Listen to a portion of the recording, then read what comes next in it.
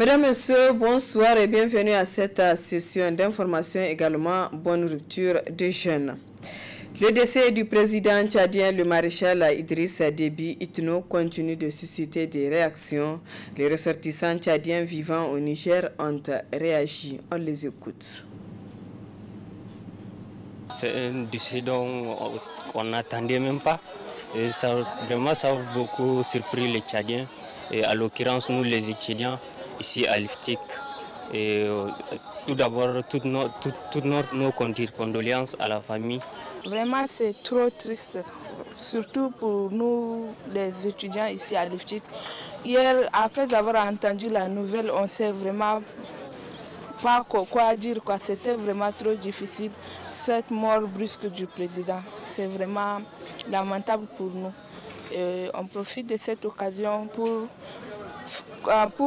encourager le peuple tchadien. Ce n'est pas seulement le Tchad qui a perdu un homme, mais c'est l'Afrique tout entière. Donc c'est vraiment une période difficile, surtout pour nous les Tchadiens. Idriss Déby, comme le père de tout le monde, il n'est pas seulement le père de la population tchadienne, mais beaucoup plus dans la G5 Sahel. Mes sentiments, c'est comme un enfant qui a perdu son papa.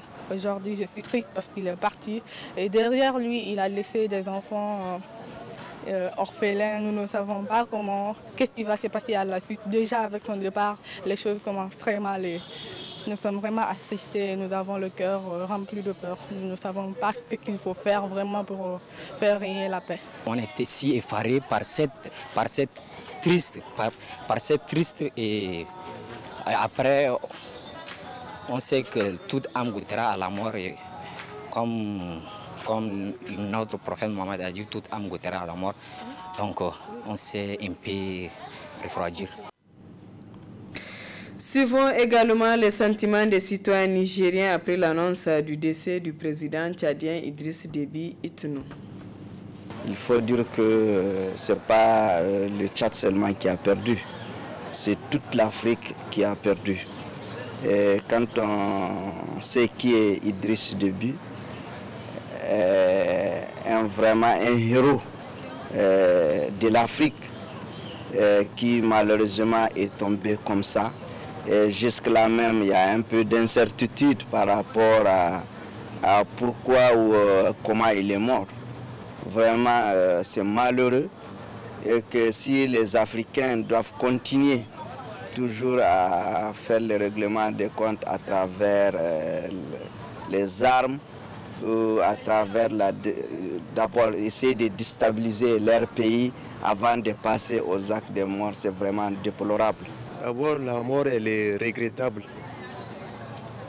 Elle est regrettable en ce sens que le Tchad est pratiquement un verrou sur le plan sécuritaire pour la sous-région. Maintenant, nous voyons que l'armée tchadienne risque d'être sur deux fronts. Le front de la lutte contre le terrorisme et encore le front de la lutte contre les mouvements rebelles. Donc vous voyez, ça déconcentre la dynamique de la lutte antiterroriste. Et là, vraiment, ça ne rassure pas pour la suite. L'horizon est en train de s'obscurcir pour les États du G5 Sahel. Il faut que les États se ressaisissent parce que le défi est énorme maintenant. Cette disparition tragique d'un président de la République, et un président de la République tchadien, en l'occurrence le maréchal Idriss Déby Itno, qui a succombé sûrement, selon les informations, quand même à ses blessures sur le front et contre les rebelles, effectivement.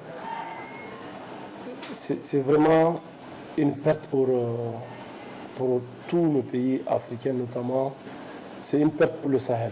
Ce que je dis très souvent. Et sur le plan sécuritaire, quand même, nous savons que c'est quelqu'un qui a joué un grand rôle, notamment dans la lutte contre Boko Haram et au Sahel. On rappelle même le contingent qui est là dans la zone des 3 frontières. Et je dis et je répète quand même que c'est une perte énorme pour toute l'Afrique. C'est une perte énorme pour le Tchad. Et c'est une perte énorme pour nous aussi, le Niger. Notamment, par exemple, quand je prends dans le cadre des relations avec le Niger. Nous accueillons des étudiants tchadiens dans le cadre d'une convention qui permettait effectivement à ces étudiants tchadiens de s'inscrire au même coût que les étudiants nigériens. Donc pour montrer combien les relations entre le Tchad et le Niger, quand même, dans le cadre académique, sont au beau fixe, comme on dit. La perte du président tchadien Idriss Déby est une grande perte même pour l'Afrique. Ça, tout un Africain le sait. Parce qu'avant, on avait des leaders africains qui luttaient pour l'Afrique, pas pour quelqu'un d'autre.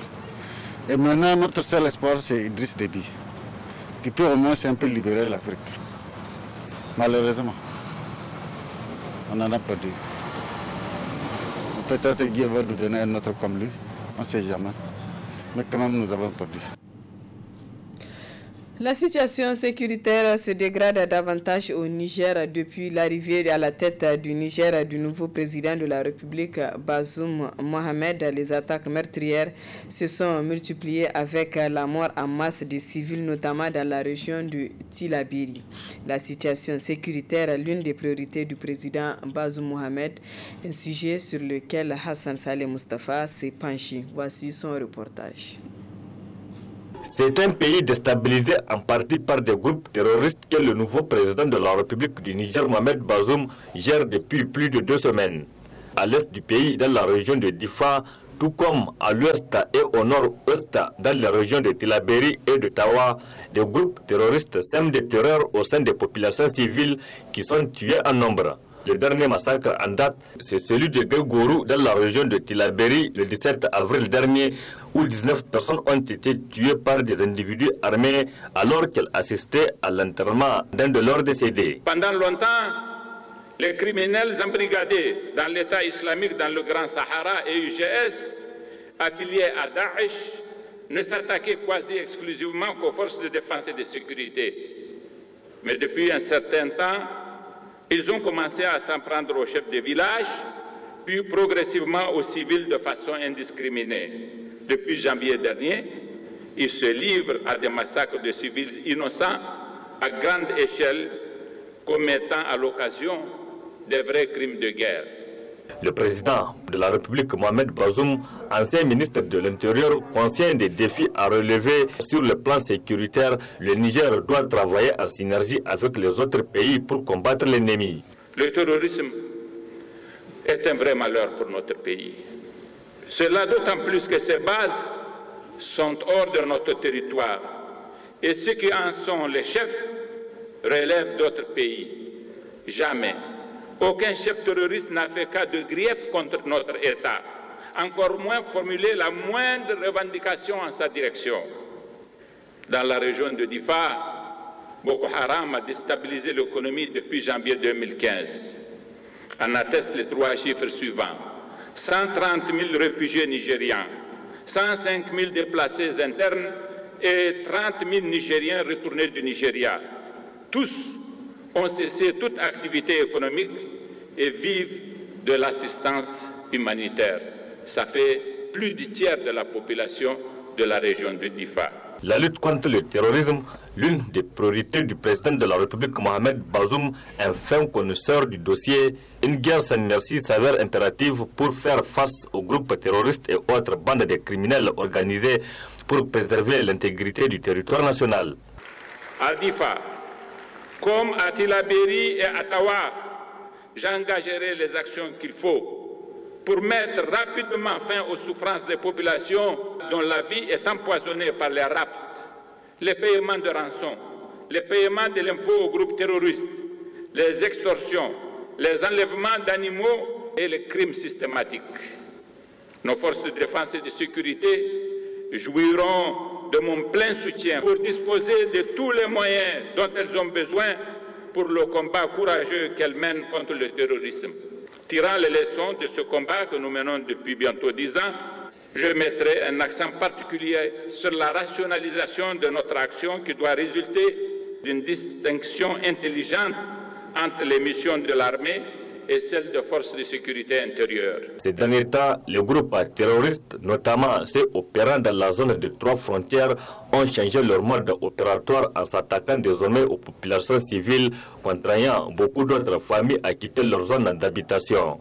Récemment, entre Bani Bongo dans la région de Tilaberi et Tilia dans la région de Tawa, plus de 200 civils ont été tués par les terroristes.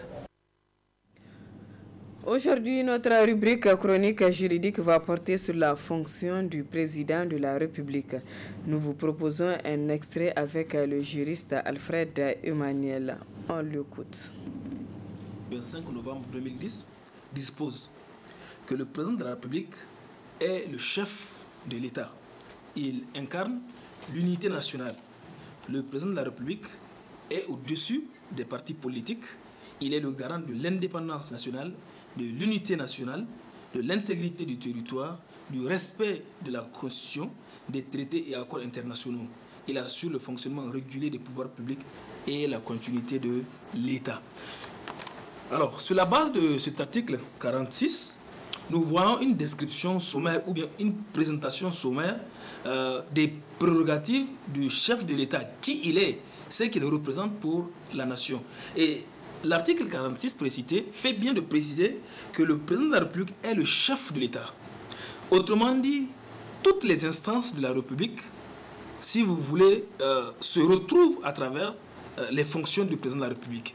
C'est lui qui définit l'orientation qu'il donne à la nation, puisqu'il a reçu un mandat qui lui permet d'être à ce poste de responsabilité. Donc, il est le chef de l'État. Il est aussi, comme le précise cette disposition, le garant de l'unité nationale, de l'indépendance de la nation. Mais bien au-delà, quand on considère toujours par rapport au statut du chef de l'État, l'article 62 de la Constitution, eh bien, cet article dispose que, je cite, le président de la République est le chef de l'administration. Il veille à la neutralité politique de l'administration et au respect des textes qui consacrent sa dépolitisation. Ça, c'est un rôle capital, puisque la dépolitisation de l'administration est un facteur important pour le bon fonctionnement des services publics. Imaginez si le service public est sujet ou bien est lié à une coloration politique. Les citoyens vont en pâtir. Si vous devez, par exemple, vous présenter à l'hôpital et que les soins que vous allez avoir sont en fonction de votre appartenance ou de votre bord politique, vous voyez que le service public ne peut pas fonctionner de cette manière. Donc, la Constitution prévoit que le chef de l'État est le garant de la dépolitisation de l'administration. C'est-à-dire que les citoyens doivent bénéficier ou jouir d'un service public au nom de leur appartenance à l'État, au nom des droits que la Constitution leur reconnaît en tant que citoyens. Donc le service public ne doit pas fonctionner en fonction de colorations politiques. C'est pourquoi donc la Constitution donne la faculté ou bien met à la charge du chef de l'État de garantir cette dépolitisation de l'administration. Le juriste Alfred Emmanuel, que vous retrouverez en fin du journal dans notre rubrique chronique juridique, et elle va toujours porter sur la fonction du président de la République.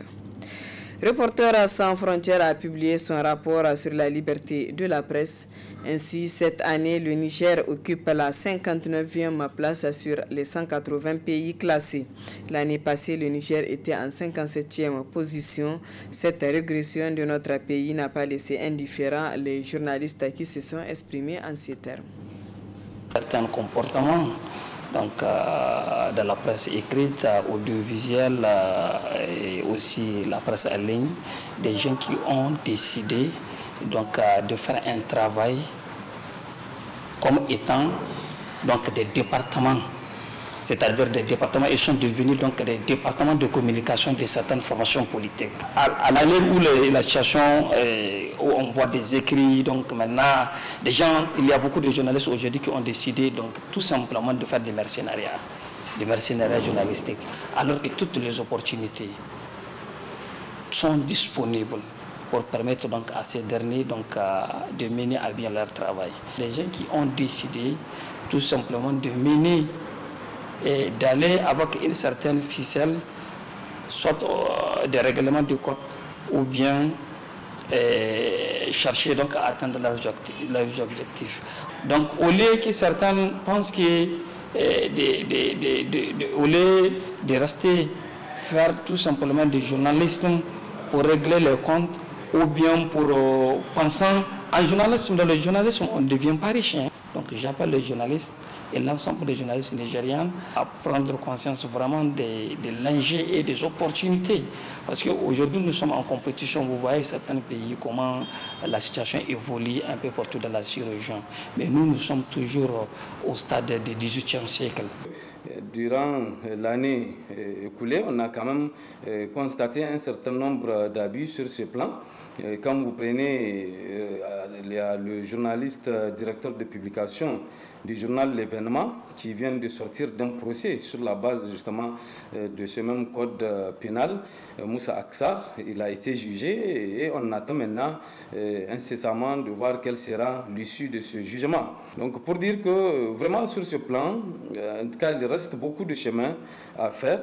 Et de l'autre côté également, il y a une autre loi, notamment sur la cybercriminalité, une loi, il faut le dire, très controversée, et également qui est en train de plus en plus d'être utilisée contre des journalistes.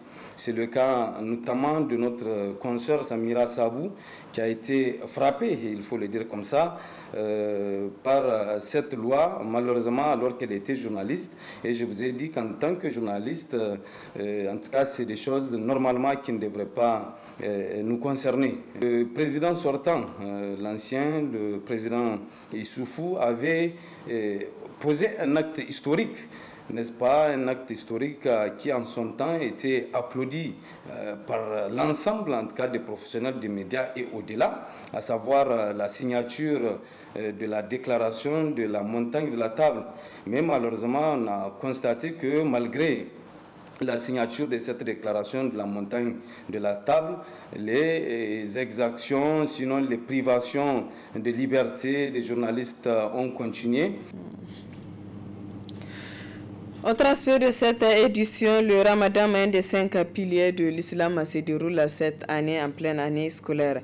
Comment les élèves arrivent-ils à concilier les études et le jeûne? Élément de réponse dans ce reportage signé Asma Seydou et Abdel Nasser Seydou. Ils sont nombreux, ces jeunes scolaires, à l'instar de la Oumma islamique, à jeûner, et cela malgré le calendrier académique. Ces élèves, tant bien que mal, arrivent quand même à concilier études et carême. Les études d'Allah, alhamdulillah. Le carême, alhamdulillah. C'est parfois la nuit que je prends mes leçons. Ou bien parfois après la prière de 16h, je prends mes leçons. Parfois je lis le Coran, parfois je prends mon livre. Je suis en train de jeûner. Je viens à l'école aussi. Dans le carême, on ne revient pas le soir. C'est bien, j'apprends mes leçons dans la nuit. Pas de problème, il fait quelque chose seulement. Du côté des responsables des écoles, rien n'a changé. Seules les heures d'éducation physique et sportive ont été réduites. Il n'y a pas une très grande différence entre cette période de jeûne et les mois antécédents. C'est des jeunes musulmans. Donc il n'y a pas de différence. Et depuis que ce jeûne a commencé, en tout cas, on n'a pas rencontré de difficultés majeures. On ne nous a pas signalé le cas d'un enfant qui a des difficultés. En majorité, à 80%, ces enfants, ils jeûnent. Et durant toutes ces années, ce n'est pas cette année seulement, nous les gérons comme ça, comme d'habitude. Ils n'ont aucun problème. Il n'y a aucun décalage au niveau des horaires. Peut-être qu'en EPS seulement, le professeur, maintenant comme il fait chaud à partir de 10h, donc les professeurs d'EPS, au lieu de faire 1 heure de temps à la 3e heure, ils essaient de faire un maximum de 30 minutes pour libérer les enfants. Sinon, on commence de 8h pour descendre à 13h30. C'est les cours du soir, donc les cours de renforcement du soir que nous avons suspendus pour l'instant jusqu'après le Ramadan. Ainsi, à la recherche des bienfaits de ce mois béni de Ramadan, les jeunes scolaires ne sont pas restés à la marge.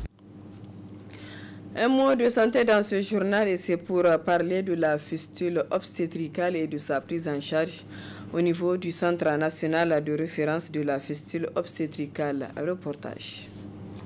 La fistule obstétricale est l'une des lésions les plus graves et les plus dangereuses susceptibles de survenir lors d'un accouchement difficile. Il existe plusieurs formes de fistules selon le chirurgien urologue Dr Abdoulaye Idrissa et le directeur du Centre national de référence des fistules obstétricales. On fait référence à une communication qui survient après un accouchement entre le système urinaire de la femme et le système génital de la femme. Et parfois avec aussi le système digestif. Donc, tant qu'il y a une communication, donc il y a un passage de substances ou bien de liquide entre ces organes-là. Donc, en l'occurrence ici, ça se manifeste par des pertes d'urine qui passent par le système génital de la femme, donc les organes génitaux de la femme. Et parfois, si ça concerne le tissu, comment on appelle, le système digestif, il y a passage de sel entre la vessie, le rectum et le vagin. Donc ici, il faut savoir que ça c'est la fistule obstétricale, mais il y a d'autres fistules, parce qu'en général on appelle ça fistule génitale féminine, parce qu'il y a d'autres fistules qui sont des cas iatrogènes, c'est-à-dire qu'on veut traiter quelque chose, même un accident peut survenir, mais il peut avoir cette communication. Il y a des femmes qui naissent avec la communication aussi, donc c'est ce qu'on appelle les fistules congénitales. Maintenant, il y a des fistules qui sont liées aux pratiques traditionnelles néfastes et qui sont un peu dans certaines régions du Niger, ce qu'on appelle le Yankengishiri, pour une raison ou une autre. Donc, le traduit praticien procède à des incisions et qui met en communication les organes. Bon, il peut y avoir aussi des fistules qu'on appelle traumatiques, c'est-à-dire que c'est après un accident de la voie publique ou parfois un encornement par un animal qui fait communiquer les organes. Maintenant, lorsque nous on reçoit les patientes, on va les examiner, on va typer ça. On va typer quel type de fistule c'est. Et en fonction du type de fistule, il y a des indications. Elles sont nombreuses, les femmes et les filles qui vivent avec cette lésion au Niger. Le Centre national de référence de fistules obstétricales traite en moyenne 150 à 200 patientes par an. En moyenne, on a autour de entre 150 et 200 patientes par an. Depuis à peu près 3-4 ans maintenant. Et ça aussi, c'est pas, bon, je dis qu'on reçoit, pas qu'on reçoit, mais qu'on traite. Mais sinon, le nombre est énorme. Le nombre de cas est énorme. Qu'on fait des programmes. Et chaque jour, on programme 3 malades par jour. Ce qui fait 6 malades par semaine. Donc si on multiplie par 52, en tenant compte des jours où on peut être absent, on est en congé, et voilà à peu près comment on fait la prise en charge. Il est pourtant possible de prévenir la fistule. Le fait qu'elle n'ait pas disparu au Niger témoigne des insuffisances des systèmes de santé face aux besoins des femmes. La fistule n'est pas une spécificité du Niger ni des pays pauvres. Il faut savoir que le premier hôpital de prise en charge de la fistule était à New York. Aujourd'hui, on n'en parle plus. Et donc, ça veut dire qu'on peut prévenir ça. Il faut savoir ce qui provoque et puis on va voir est-ce qu'en amont on peut agir. Donc, la fistule, c'est un obstétrical, en tout cas, c'est un accouchement. Donc, c'est un accouchement difficile. Donc, si on a un système de santé qui permet de prendre en charge correctement tous les cas d'accouchement difficiles, on n'aura pas de fistule. La fistule obstétricale, c'est de tous les âges. Tant que la femme peut accoucher, elle peut être candidate à faire la fistule. Les femmes vivant avec une fistule sont le plus souvent parmi les plus pauvres et les plus vulnérables de la société. Nombreux sont les jeunes Nigériens qui s'intéressent à la menuiserie métallique. Ibrahim Salou, menuisier métallurgique, a hérité de ce métier grâce auquel il subvient à ses besoins. Comment travaille-t-il? Élément de réponse dans ce reportage de nos confrères du studio Kalangu.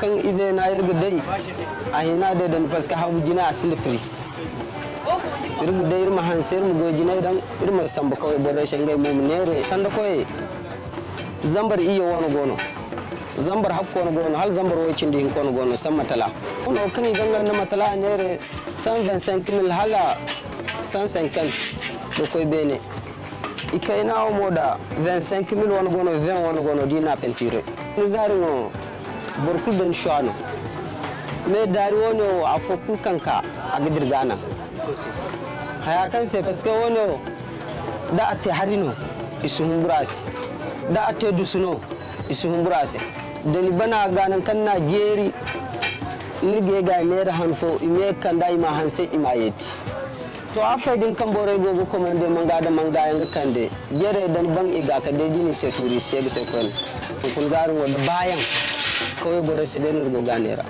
gallo kai aga ta fallan bai ga dai mo ikai ni aw kan yi furtari ngono igde ko kan me tando ko da hay kan ge manda kun ko ya dai nerga samba ko kai go ra masala de gi danga kupir hinna ke tir masala me sino dimi ne kan bugo ra ko masal kun do sigidi salma de kay jirbe kan dunga gono kupiro dinga no bugi tabandi kono itun ga garno kan irtun ta gira hayre garara donc irmo irtun irfurara irgo gidi ay fano mo zamir hijara ira hayara irgo ara halon ko bore kan to mogo de gurga.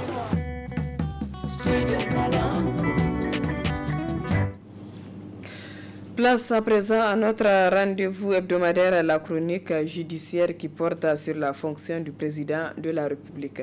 Un thème développé par le juriste Alfred Emmanuel. Très bonne réception.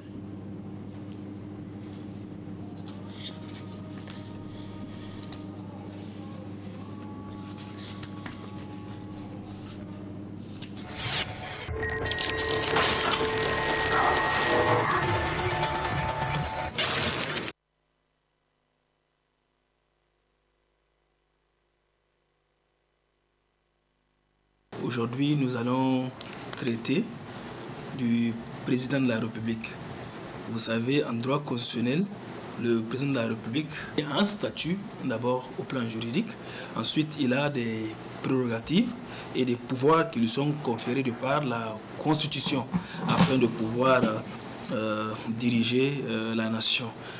Dans le cadre également de ses attributions ou de ses fonctions, le président de la République travaille en collaboration avec un certain nombre d'organes constitutionnels. Donc aujourd'hui, nous allons voir ces différents points.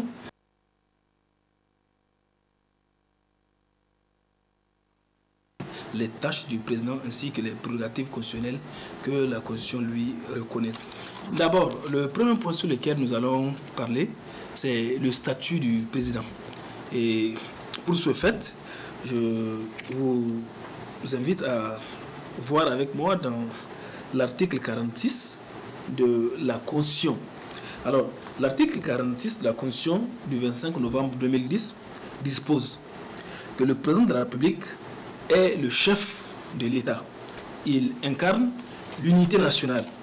Le président de la République est au-dessus des partis politiques. Il est le garant de l'indépendance nationale, de l'unité nationale, de l'intégrité du territoire, du respect de la Constitution, des traités et accords internationaux. Il assure le fonctionnement régulier des pouvoirs publics et la continuité de l'État. Alors, sur la base de cet article 46, nous voyons une description sommaire ou bien une présentation sommaire des prérogatives du chef de l'État, qui il est, ce qu'il représente pour la nation. Et l'article 46 précité fait bien de préciser que le président de la République est le chef de l'État. Autrement dit, toutes les instances de la République, si vous voulez, se retrouvent à travers les fonctions du président de la République. C'est lui qui définit l'orientation qu'il donne à la nation, puisqu'il a reçu un mandat qui lui permet d'être à ce poste de responsabilité. Donc, il est le chef de l'État. Il est aussi, comme le précise cette disposition, le garant de l'unité nationale, de l'indépendance de la nation. Mais bien au-delà, quand on considère toujours par rapport au statut du chef de l'État, l'article 62 de la Constitution, eh bien, cet article dispose que, je cite, le président de la République est le chef de l'administration. Il veille à la neutralité politique de l'administration et au respect des textes qui consacrent sa dépolitisation. Ça, c'est un rôle capital, puisque la dépolitisation de l'administration est un facteur important pour le bon fonctionnement des services publics. Imaginez si le service public est sujet ou bien est lié à une coloration politique. Les citoyens vont en pâtir. Si vous devez, par exemple, vous présenter à l'hôpital et que les soins que vous allez avoir sont en fonction de votre appartenance ou de votre bord politique. Vous voyez que le service public ne peut pas fonctionner de cette manière. Donc la Constitution prévoit que le chef de l'État est le garant de la dépolitisation de l'administration. C'est-à-dire que les citoyens doivent bénéficier ou jouir d'un service public au nom de leur appartenance à l'État, au nom des droits que la Constitution leur reconnaît en tant que citoyens. Donc le service public ne doit pas fonctionner en fonction de colorations politiques. C'est pourquoi donc la Constitution donne la faculté ou bien met à la charge du chef de l'État de garantir cette dépolitisation de l'administration en le plaçant comme chef de l'administration, c'est-à-dire c'est lui qui définit l'orientation qu'il donne à l'administration nigérienne et qui assure et qui veille sur sa dépolitisation. Alors, toujours par rapport au statut du chef de l'État, quand on considère l'article 55, on va constater que à cause de ce statut, il y a des incompatibilités qui empêchent au chef de l'État d'exercer certaines fonctions. Regardons l'article 55 de la Constitution. Eh bien, cet article 55 dispose que les fonctions du chef de l'État ou bien du président de la République sont incompatibles avec l'exercice de tout autre mandat électif, de tout emploi public, civil ou militaire et de toute autre activité professionnelle. Pendant la durée de son mandat, le président de la République ne peut être président ou membre de l'organe dirigeant d'un parti politique ou de toute autre association nationale. Ça, c'est le régime des incompatibilités. Le chef de l'État, une fois à la tête de la nation, une fois président de la République, je voulais dire, une fois président de la République, eh bien, il n'y a plus cette possibilité pour le chef de l'État d'exercer ses fonctions telles que décrites au niveau de l'article 55 de la Constitution. La Constitution précise que il n'est pas possible pour le chef de l'État d'exercer tout emploi civil ou militaire. Il n'est pas possible pour le chef de l'État d'être membre d'une association, par exemple. Et la Constitution fait bien de préciser qu'il ne peut plus être président ou membre de l'organe dirigeant d'un parti politique. C'est pourquoi, dès l'instant où un parti politique arrive à avoir son candidat à la tête de l'État, eh bien, ce candidat à la tête de l'État ne peut plus continuer à être membre de l'instance dirigeante du parti politique en question. Donc, ça, c'est une obligation constitutionnelle. Donc, vous voyez ici que la fonction présidentielle, elle est entourée également d'incompatibilités. Il y a des fonctions que vous ne pouvez plus exercer dès l'instant où vous accédez à la magistrature suprême. S'agissant à présent des pouvoirs du président de la République, il faudrait effectivement que le chef de l'État puisse bénéficier d'un certain nombre de prérogatives afin de pouvoir valablement conduire la vie de la nation. Donc on verra que le chef de l'État, de par la Constitution du 25 novembre 2010, dispose d'un certain nombre de prérogatives. Premièrement, nous parlerons de son pouvoir de nomination. Le chef de l'État peut nommer aux emplois civils et militaires. La Constitution du 25 novembre 2010, en son article 70, dispose que, je cite, c'est-à-dire à l'alinéa 2, il nomme par décret pris en Conseil des ministres. Donc, on voit le pouvoir de nomination dont dispose le chef de l'État. La Constitution dit également que le président de la République nomme le Premier ministre on peut voir cela au niveau de l'article 56, qui dispose que le président de la République nomme le Premier ministre et met fin à ses fonctions. Et sur proposition du Premier ministre, il nomme les autres membres du gouvernement et met fin à leurs fonctions. Donc voilà le pouvoir de nomination du chef de l'État. Il a le pouvoir de nommer son Premier ministre et de nommer également les ministres, cette fois-ci sur proposition du Premier ministre. C'est le pouvoir de nomination du chef de l'État. Au niveau de l'alinéa 2 de l'article 70, il est dit effectivement que le président de la République nomme par décret pris en conseil des ministres aux emplois civils et aux emplois militaires de l'État. Donc il nomme les hauts gradés de l'armée, il nomme également aux hautes fonctions de l'État, telles que celles du PM que nous avons vu. Alors, l'article 61, cette fois-ci, de la Constitution, dispose que le président de la République accrédite les ambassadeurs et les envoyés extraordinaires auprès des puissances étrangères. Les ambassadeurs et les envoyés extraordinaires des puissances étrangères sont accrédités auprès de lui.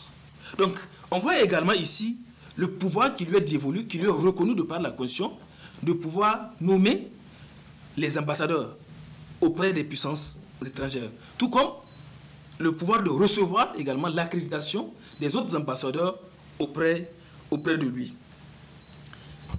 Après le pouvoir de nomination, on peut voir également le pouvoir réglementaire qui appartient au chef de l'État. Le pouvoir réglementaire, c'est ce pouvoir de signer les décrets, par exemple. Les actes que le chef de l'État pose, il les pose à travers le pouvoir réglementaire, à travers les décrets qu'il signe. Quand le chef de l'État veut nommer le Premier ministre, ce n'est pas de manière verbale qu'on le dise, mais on voit à la télévision un décret ou bien une lecture qui est faite de cette nomination à travers le décret, par exemple. Donc, ce pouvoir réglementaire est constitué dans la possibilité qui lui est reconnue de signer des décrets. L'article 70 de la Constitution dispose que le président de la République signe les ordonnances et les décrets délibérés en Conseil des ministres. Ici, on voit sur la base de cette disposition la quintessence de ce pouvoir qui lui est dévolu de signer ces actes. Eh bien, le président de la République a aussi le pouvoir de promulguer les lois. Quand l'Assemblée nationale légifère, il appartient cette fois-ci au chef de l'État de promulguer, c'est-à-dire de rendre la loi applicable en exécution. C'est un pouvoir qui lui est reconnu. À lui, une fois que cette loi est votée, maintenant c'est à lui de pouvoir promulguer cette loi pour la rendre exécutoire. Donc, en somme, voilà ce que je peux vous dire sur le pouvoir du chef de l'État. Mais son pouvoir est étendu. Il peut avoir aussi d'autres pouvoirs dans d'autres domaines. Mais nous nous limiterons à ces quelques exemples. Maintenant, dans le cadre de son action, ou bien dans le cadre de ses fonctions, le président de la République, de par la Constitution, est appelé à travailler avec certains organes, ou il préside certains organes qui l'accompagnent, qui l'aident dans ses fonctions. C'est ainsi que nous parlerons du Conseil des ministres. La Constitution précise que le président de la République préside le Conseil des ministres. Maintenant, on peut voir dans certains cas, le président de la République peut déléguer ses pouvoirs au Premier ministre pour le remplacer et présider le Conseil des ministres. Le président de la République préside également le Conseil supérieur de la magistrature. Quand on considère l'article 63 de la Constitution, là, cette fois-ci, il nous parle de son rôle au niveau de la défense. Cet article dispose que le président de la République est le chef suprême des armées.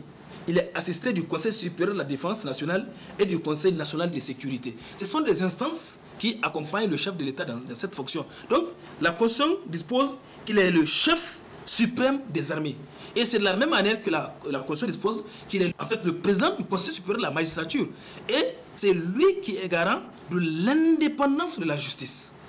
Donc, c'est des fonctions que la Constitution, lui, reconnaît et met en place ces instances afin de l'accompagner dans l'atteinte de ses fonctions. Donc, vous voyez qu'il y a autant de prérogatives, autant d'organes, autant de structures qui fédèrent autour de la fonction présidentielle afin d'aider le chef de l'État à atteindre l'objectif ou bien à pouvoir réussir la mission qu'il a de par la Constitution afin de pouvoir servir l'intérêt de la nation.